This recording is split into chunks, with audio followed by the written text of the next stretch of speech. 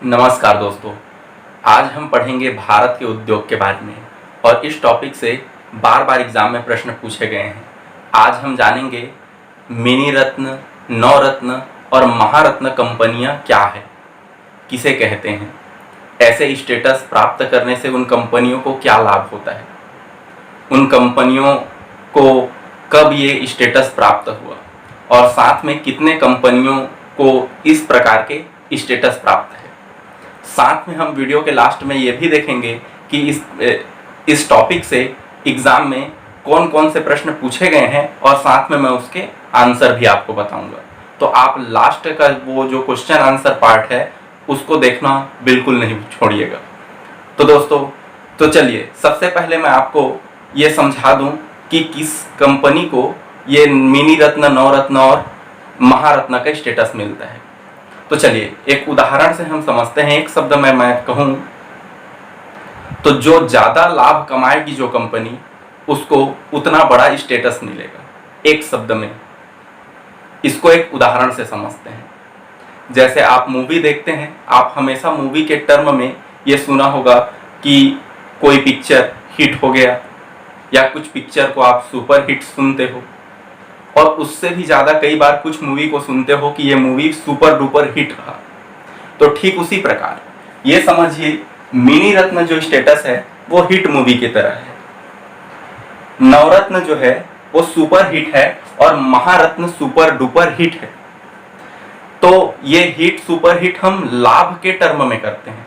जो मूवी जितना ज्यादा लाभ कमाती है उसे उस प्रकार का स्टेटस मिलता है। ठीक उसी प्रकार यहाँ पर इन कंपनियों को इस प्रकार की स्टेटस उनके द्वारा कमाए गए लाभ के आधार पर मिलता है।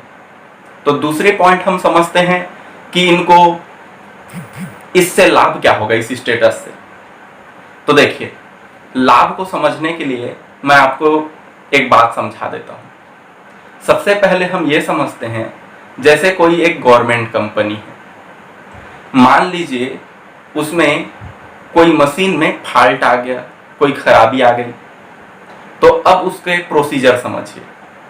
उसको ठीक कराना है अगर उस मशीन को, या उस मशीन को बदलना है, तो सबसे पहले सरकार से परमिशन लेना पड़ेगा। सरकार के परमिशन के बाद टेंडर होंगे, फिर टेंडर में बोली लगेगा, फिर वहां से सिलेक्शन होगा, फिर उसके बाद उसको ऑर्डर दिया जाएगा वो मशीन बनाने के लिए, तब जाके वो मशीन आएगा।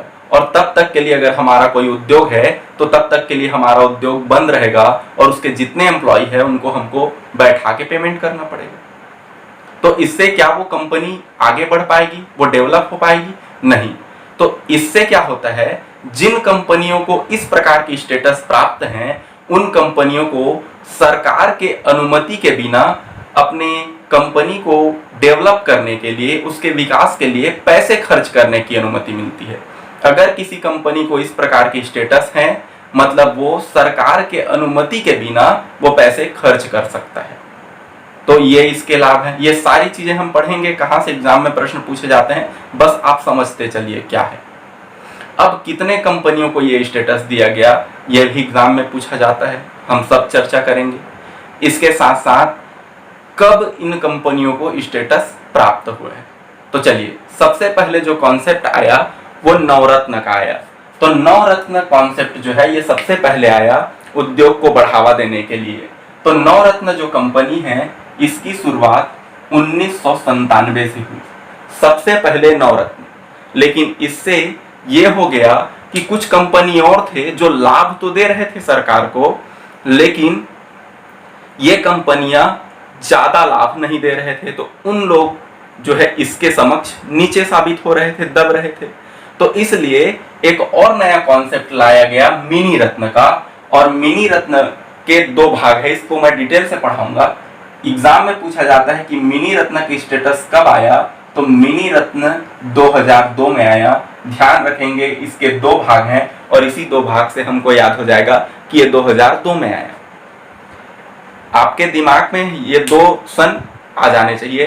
पहला नवरत्न आया 1997 में, और फिर मिनी रत्न के दो भाग हैं, मिनी रत्न 1, मिनी रत्न 2, और इसी से याद हो जाएगा मिनी रत्न 2002 में आया।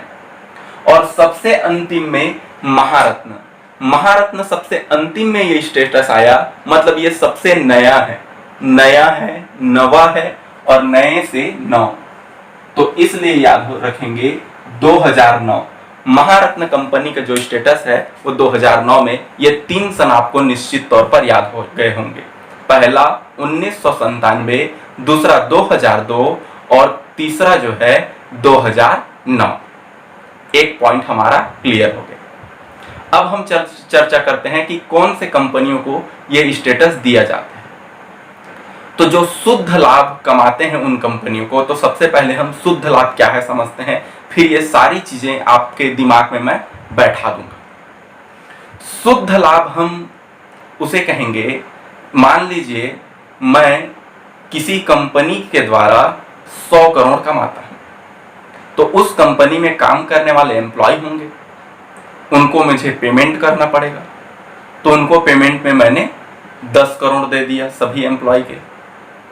उसमें कुछ चीजें अगर मैं बना रहा हूं कंपनी में, तो उसके लिए मुझे कच्चा मटेरियल चाहिए, 10 करोड़ मान लीजिए कच्चा मटेरियल में दे दिया मैंने। इसके साथ साथ टैक्स देने होंगे, अन्य कुछ और खर्च होते हैं सामान खरीदने में, या कुछ चीजें और फॉल्ट आ गया उसको रिपेयर करने में, ऐसे तैसे करके मान लीजिए 50 करोड़ रुपए जो है मेरे सभी तरीके से खर्च हो गए, और लास्ट में मुझे टैक्स भी देना होगा, तो टैक्स ऐसे करके टैक्स को जोड़कर मेरे 55 करोड़ खर्च हो गए।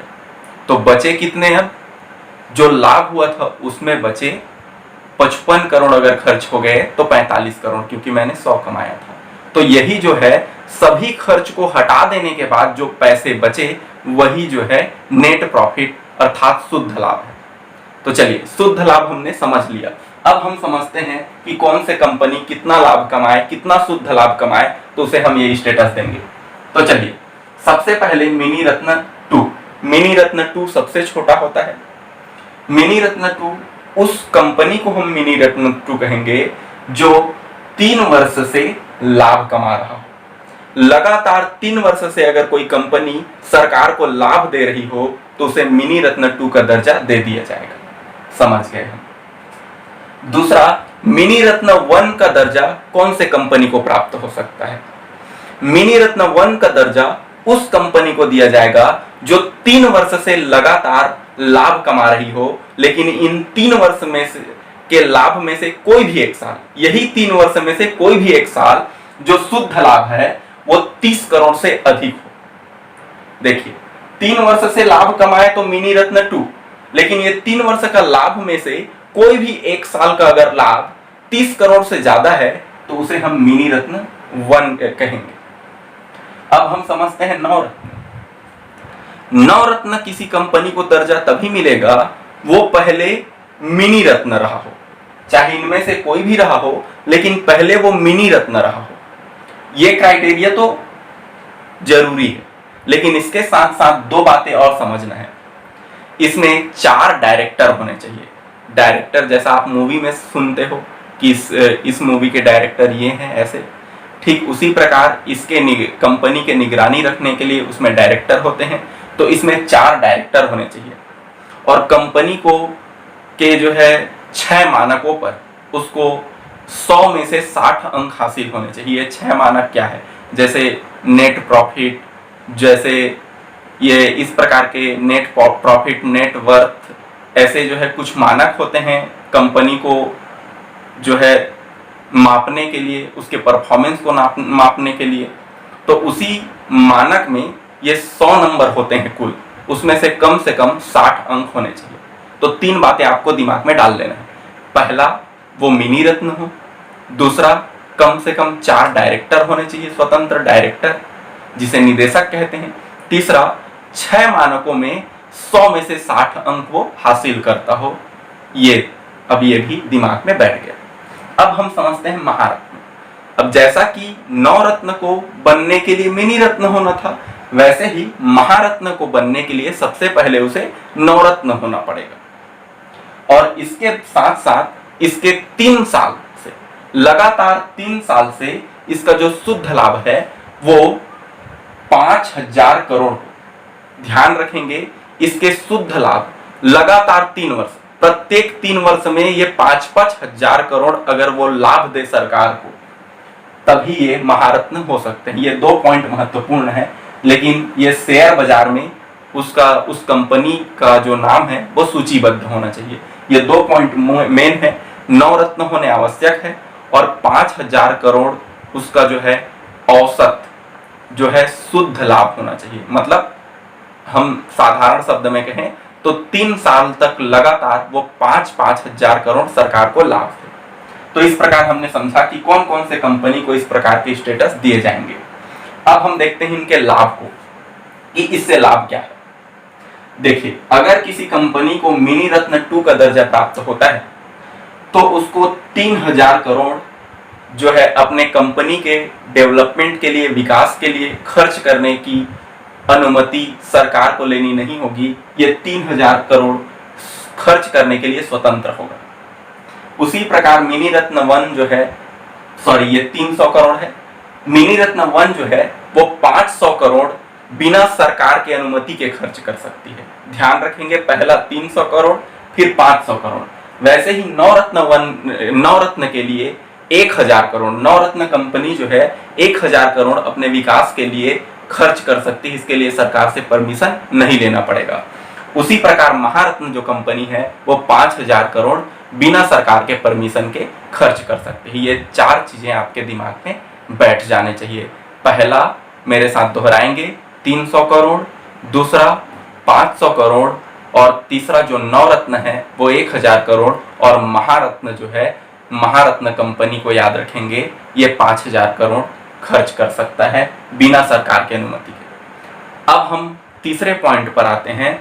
तीसरा पॉइंट है कि कितने कितने कंपनियां ऐसे स्टेटस रखे हुए हैं।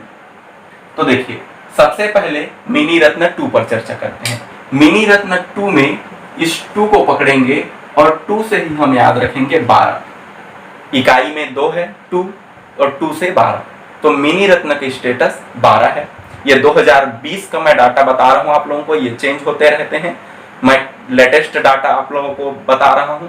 आप पुराने वीडियोस देखेंगे या पुराने आप कहीं बुक में पढ़ेंगे तो आपको ये चेंजेस मिलेंगे। तो ये 2020 का मैं डाटा बता रहा हूं। ये 12 मिनी रत्न 2 कंपनियां, 12 कंपनियां हैं। ऐसे ही मिनी रत्न 1, तो 1 में 1 बना है 1 से 61। मिनी रत्न 2 से 12, इकाई में उसके भी 2 है। मिनी रत्न 1 इकाई में 61 के 1 है, 61। नवरत्न के लिए याद रखेंगे, नवरत्न के एन को याद रखेंगे और एन को अगर हम इस लेटर में लिखें तो ये क्या लिखाएगा, एन के हम बीच को तोड़ दें तो ये 1 और ये 5 और इसको हम क्या पढ़ते हैं 4 और 4 से याद हो जाएगा 14। 4 से क्या हो जाएगा 14। इसी प्रकार महारत्न सबसे बड़ा स्टेटस है। तो जब भी अक्सर आप कॉमेडी या कोई चीजें सुनते थे तो जो सबसे अधिक मार्क्स होते थे या हम बचपन में जो टेस्ट देते थे तो 10 on 10, तो 10 on 10 मतलब सबसे बेस्ट। तो उसी प्रकार महारत्न कंपनी सबसे बेस्ट है जो 10 on 10 है। इसमें 10 कंपनियां हैं, ये याद करने के तरीके हैं। तो पहले फिर से एक बार रिवाइज करते हैं, आपके मन में इसको रिवाइज करिए। मिनी रत्न 2 से 12 12। मिनी रत्न 1 में 1 जो है 1 से 61 बन जाएगा। नवरत्न का एन लेंगे, एन को हम 4 बनाएंगे और 4 से हमको 14 याद हो जाएगा। इसी प्रकार 10 on 10 महारत्न, इसके 10 कंपनियां हैं। तो ये इनमें से एग्जाम में प्रश्न पूछे जाते हैं महारत्न से। ये सबसे 10 ये सबसे कम ऐसे कंपनियां हैं और ये जो है सबसे बड़ी कंपनियां हैं। इसलिए यहाँ से एग्जाम में प्रश्न पूछते हैं कि कौन सी कंपनियां महारत्न कंपनियों का स्टेटस रखते हैं। तो दोस्तों इसको हम नेक्स्ट वीडियो में ट्रिक के माध्यम से याद करेंगे। ये 10 को एक ट्रिक मैं आपको बताऊंगा और ये 10 कंपनियों के नाम याद हो जाएंगे। तो अब हम अगला टेस्ट देख लेते हैं। इनमें से जो प्रश्न बने हैं वो उसको हम देख लेते हैं। तो दोस्तों ट्रिकी वीडियोस एवं जॉब वैकेंसी की लेटेस्ट अपडेट के लिए हमारे चैनल को सब्सक्राइब करें। धन्यवाद। जय हिंद, जय भारत।